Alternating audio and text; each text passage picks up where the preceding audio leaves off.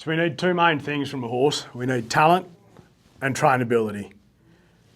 And that covers just about everything that we do need from a horse. So what we're going to do here, and hopefully you may have seen one of these before, it's called a matrix, as we just found out.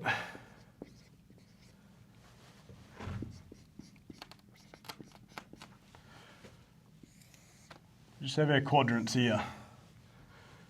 So in the trainability, so this is low trainability, but also low talent. We've got high talent, high trainability, low talent, high trainability, so on and so forth. This is what I call these quadrants. This is the unicorn quadrant. We've got high trainability, high talent. This is the money quadrant.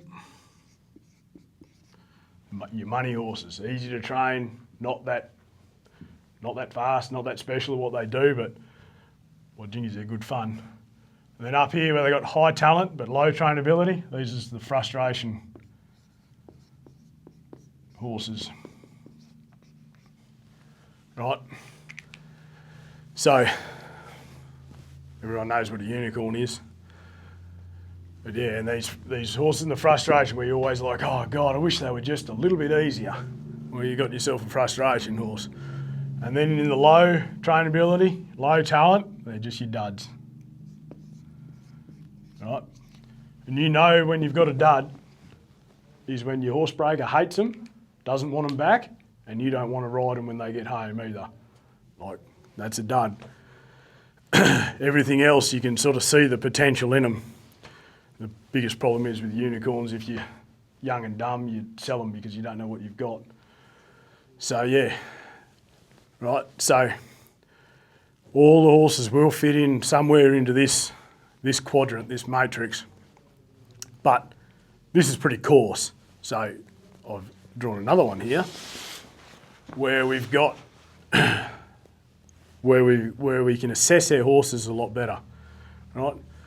So in the trainability part, that's all mental. That's in their mind, how good they are in their mind, and the physical, and the talent is physical talent. So that's all their, like the physical attributes they've got, the pace, how good they can turn around, their stopping and all that. And then this is how good, like how reliable, consistent they are.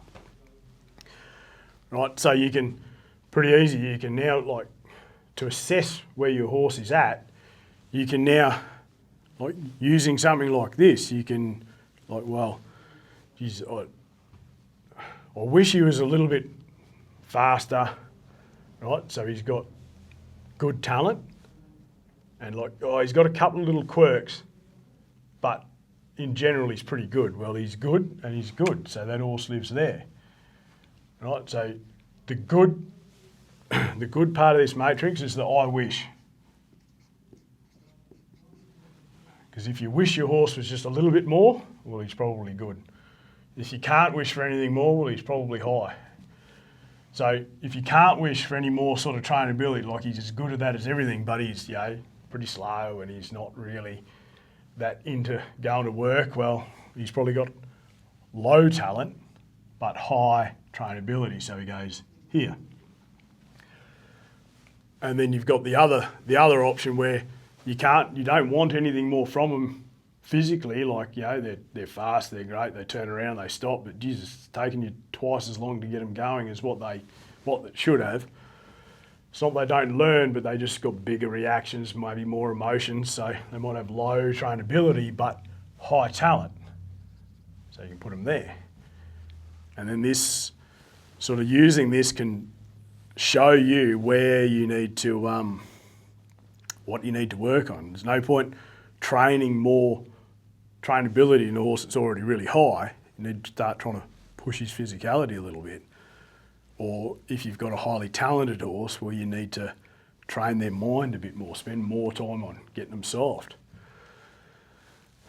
So yeah, if you can think back about the horses that you've had and the horses that you've had the most fun on, I reckon, the fun and the easiest, not success. I think you should separate the two between success and fun.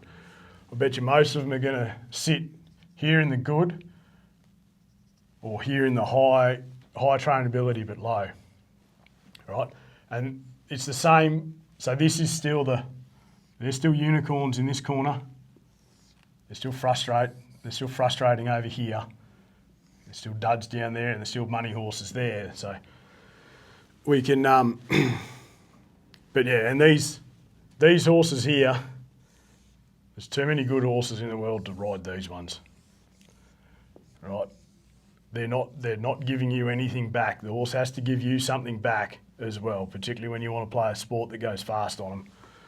And then these highly talented horses, but with low or no mental trainability, once you've gotten over being young and dumb and can just ride the hair off them, you sort of find out that they're not much good either. So you definitely want to try and focus on more trainability, just to make your life easier. So yeah, and and when you go to breeding a horse, so this is why like the stock horse thoroughbred crosses are very, very popular for polo cross, and they work out really well because most of your stock, and this is just a general rule, most of your stock horses have got your sort of good trainability with a good amount of talent, physical talent, to sort of sit in this thing.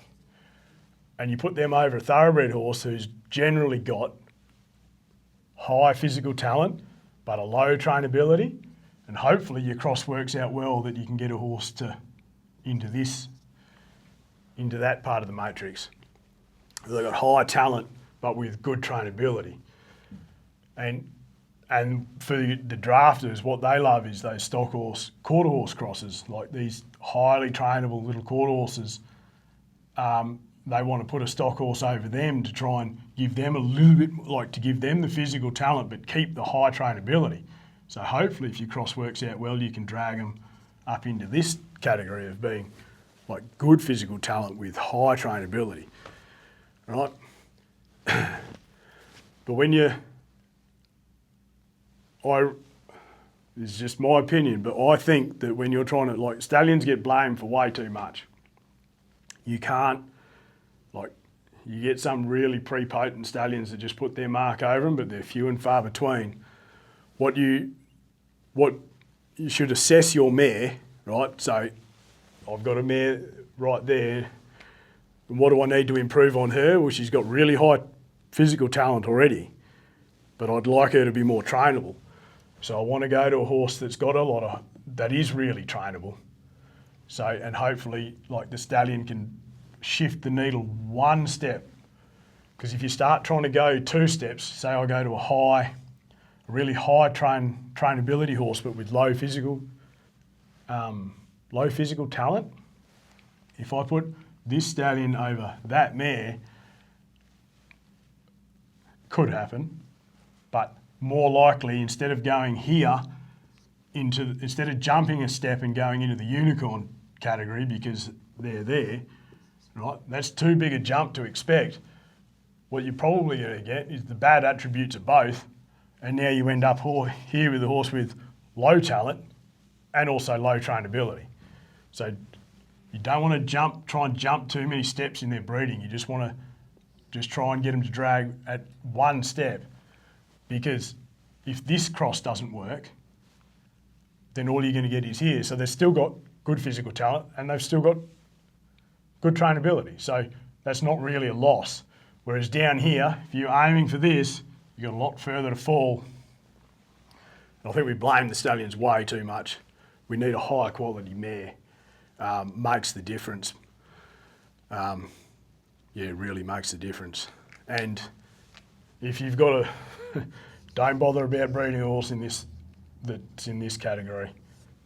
Like, they're good for going mustering through the rocks or something like that. So, yeah, just you can use this as a tool to assess your horse.